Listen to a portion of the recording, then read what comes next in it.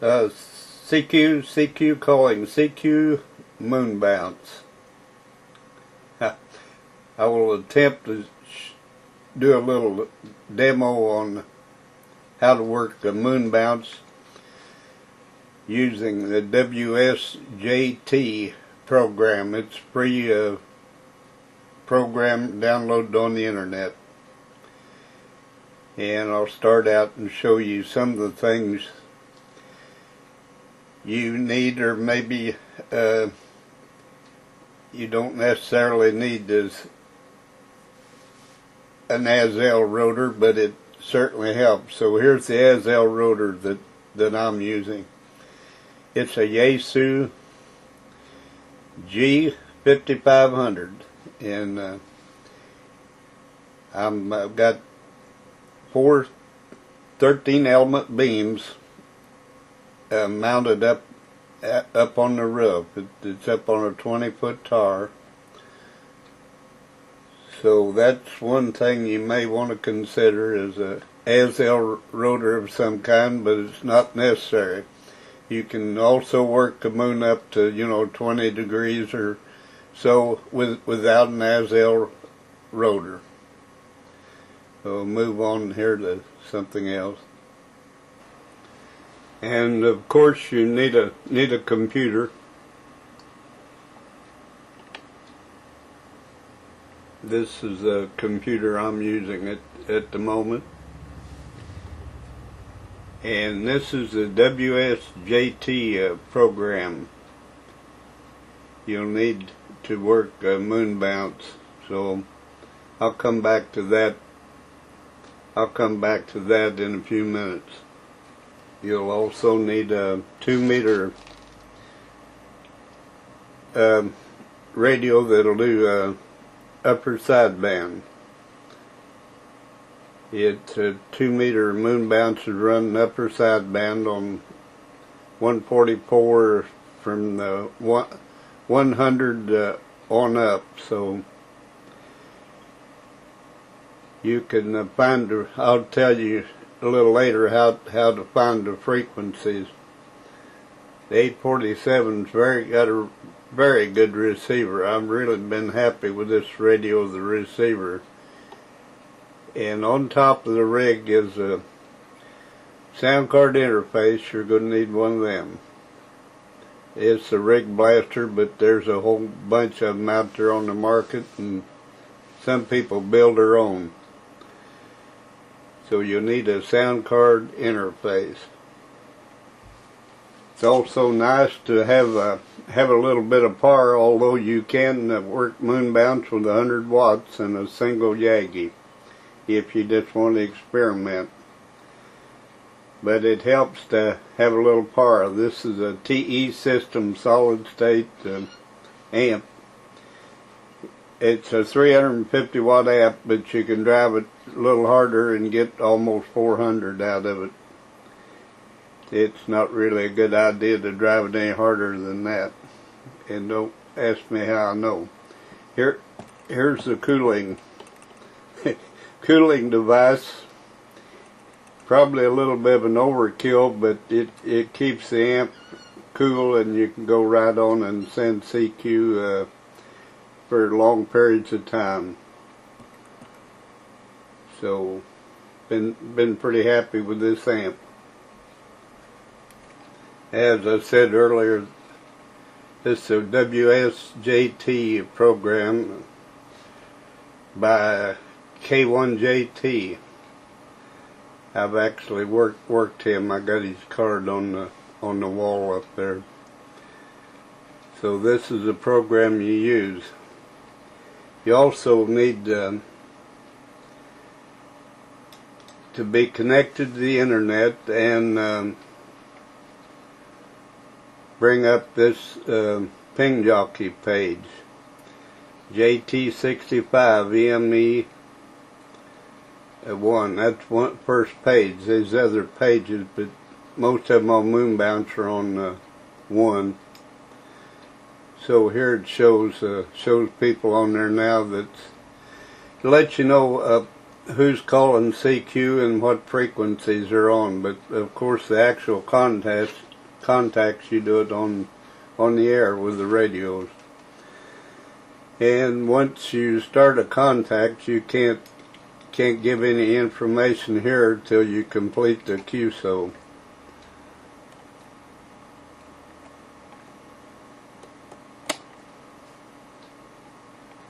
So here's one station. He stopped CQ, but you know, when the moon comes up, I'll get on here and attempt to make a real live contact.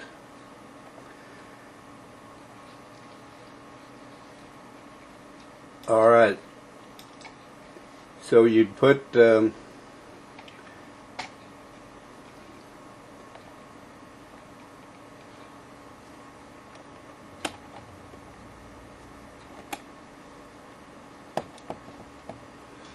call CQ, all you do is put a dot right there,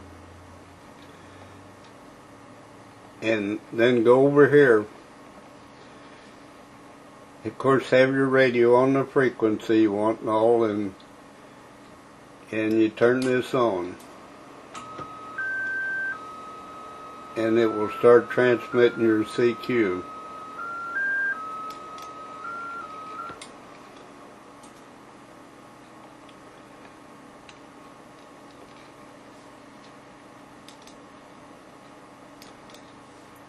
Once you start sending CQ, well, you go to the spectrum page.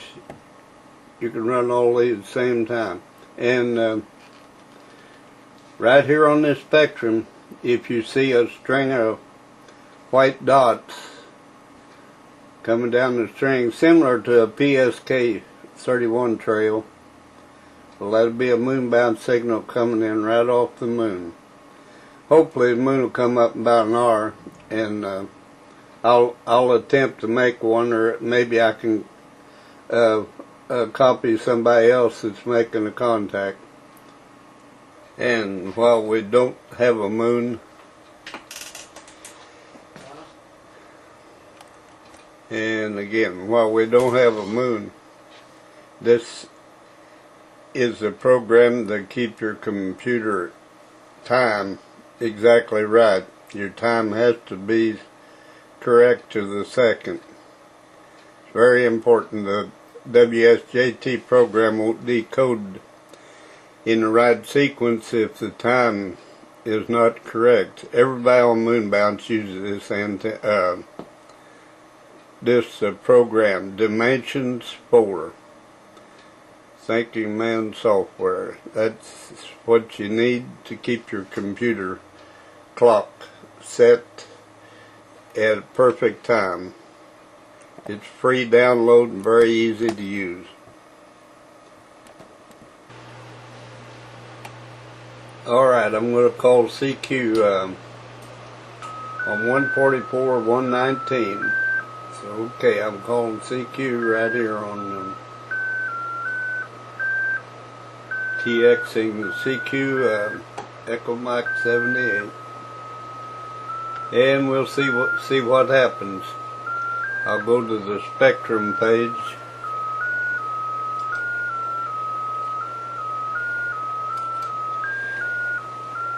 And wait and see if I can see a trail on there. If I can, I'll tape it.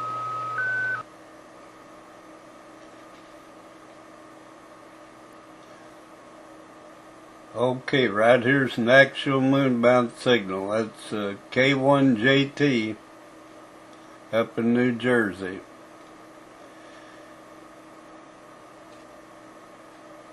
Signal's coming off the moon. I'll double click on it and then I'll go back to the receive page, and there he is. He just finished up a contact with a guy. He was sending 73s that last time.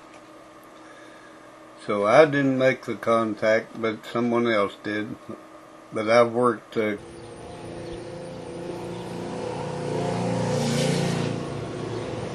This is my antenna system. 413B2 Cushcraft 2-meter beams. Secret to get them to work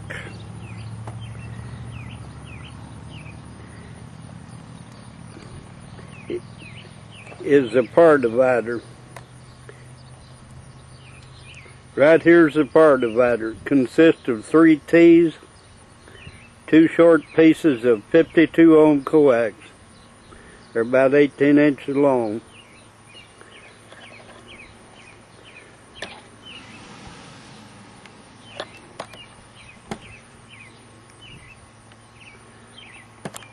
Okay, and right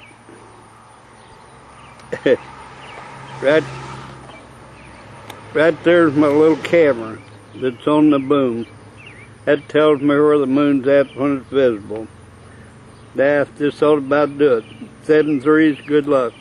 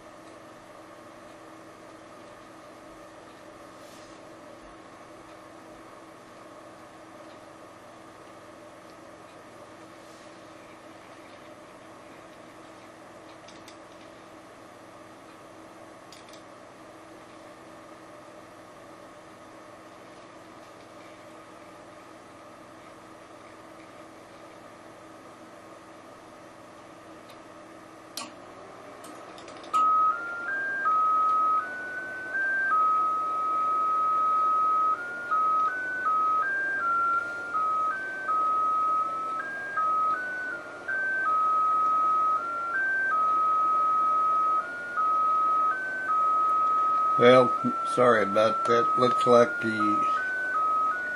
didn't come back. I don't know what happened.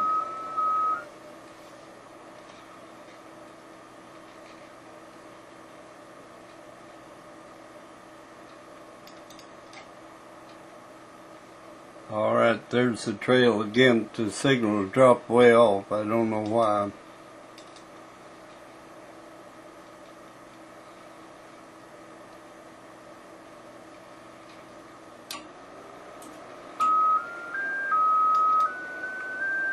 Well, I didn't make contact and didn't do much good, so conditions are very poor on the moon.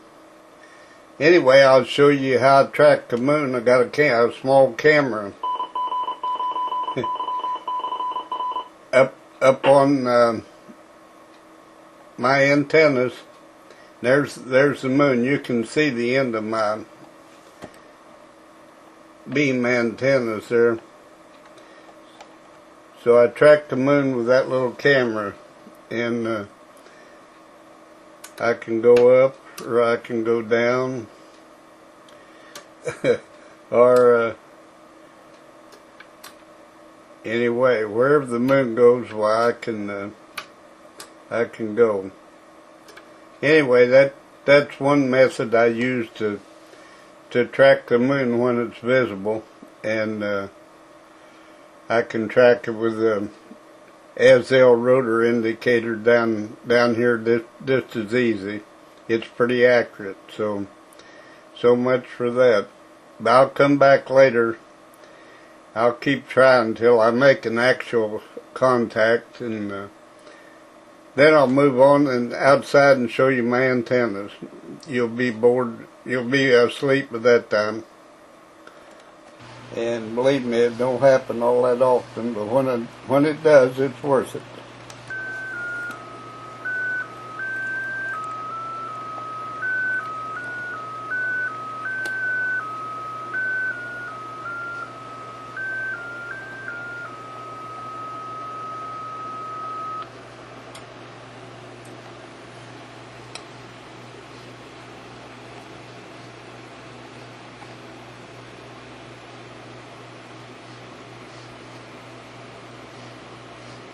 This is where I made a contact with a Russian station yesterday. He sent me the 3 zeros, that's the signal report. Everybody gets 3 zeros, signal report. And I sent him an RO back, and he sent me an RO. And then he sent me a Roger, Roger, Roger. And then he sent me 73s. And that makes a contact. This was actually off the moon yesterday.